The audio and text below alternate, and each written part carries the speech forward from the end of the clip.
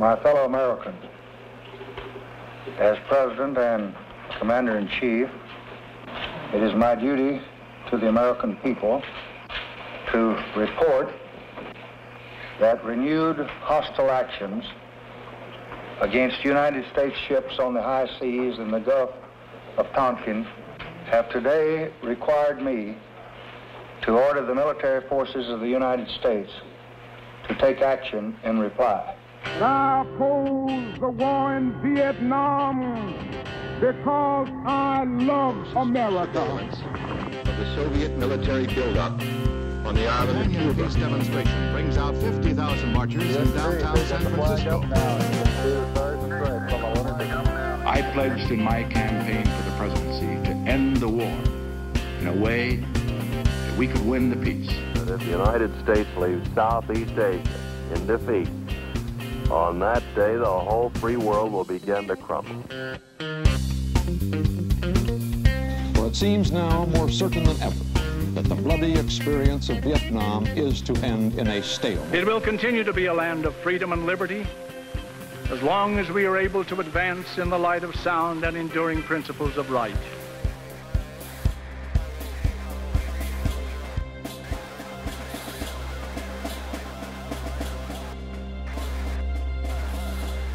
My name is Robert Oakes, and I have spent a career in the United States Air Force. I am also a veteran of wartime service. This documentary deals with the very serious subject of war, in particular, the Vietnam War. This war occurred in a very difficult time and exacted a high toll on America and her youth. The Vietnam War captured the attention of an anxious nation for more than a decade. During this time, thousands of faithful Latter-day Saint servicemen and women served in the conflict.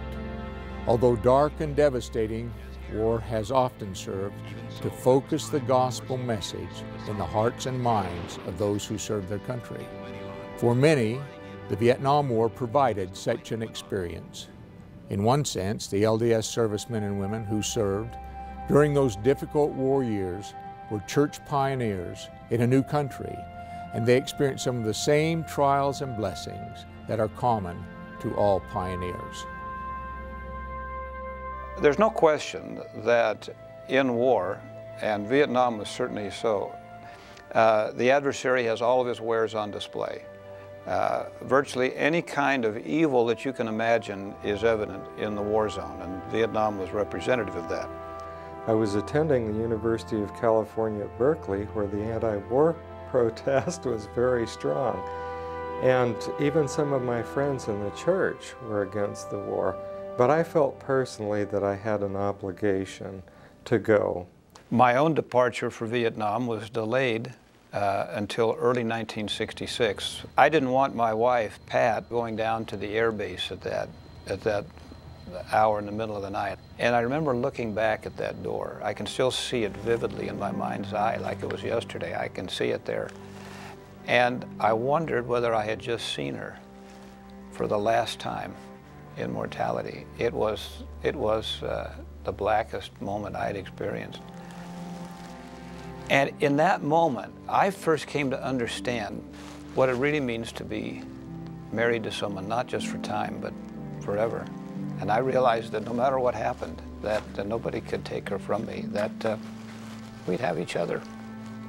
It was a very dangerous place to be, but it was also a place where one recognized that one needed to live their life as if Christ were coming to the earth that day, because you did not know whether you were going to meet Christ that day or not.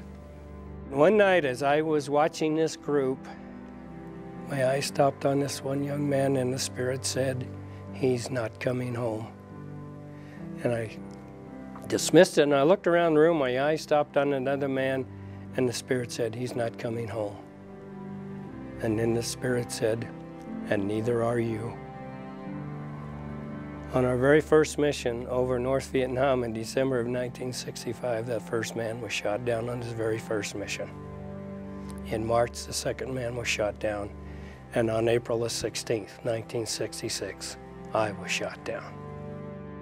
I was leading an operation of 6 swift boats with 2 companies of regional forces, Vietnamese regional forces. We put the troops out on either bank, and the troops began to sweep up the bank, and we followed them with mortar. Pretty soon there was a firefight, and sporadic fire, and they brought back the point man, who was a Vietnamese who had stepped on a mine, who was barely alive and was blood from the waist down. His pants were just shredded. He was unconscious. They brought him back aboard the boat next to me. Suddenly I hear a .50 caliber chatter, and I feel the impact of the .50 caliber right under my feet in the bow of my boat. So I'm looking in the tree line trying to find out where the .50 caliber is coming from, and I drew my .45, and all at once I looked at the boat next to me, which was about 25 yards away, and it's a brand new gunner who is up at the top turret, and he begins to get woozy. And as he gets woozy, he falls forward on the .50 caliber, and the .50 caliber triggers are by thumbs, presses the thumb, and that .50 caliber begins to go off. Wham, wham, wham, wham, wham, into my boat. And I think he's going to cut me in two. So I take my .45 and I think I'm going to have to shoot him off the gun. The last minute, one of his crewmates drags him off the gun. And meanwhile, my boat unceremoniously sank. And so we got a sunk boat. It's on the beach, but it's full of it's got water in it. Those kind of things sometimes don't always go very smoothly. We didn't lose any Americans, but we lost a very good point man who stepped on a mine.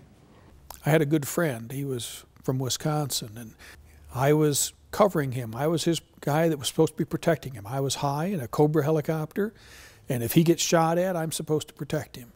And we went out on a mission, and as he approached the tree line, he got shot up, and the helicopter blew up, and the burning fuselage went into the trees. And intellectually, we knew there couldn't be any survivors. But there's always that hope that somehow they survived. There were 2 in the helicopter. There was a lot of fire going by us. There was no way that we could put a few ground troops that we had in there. They'd have been killed.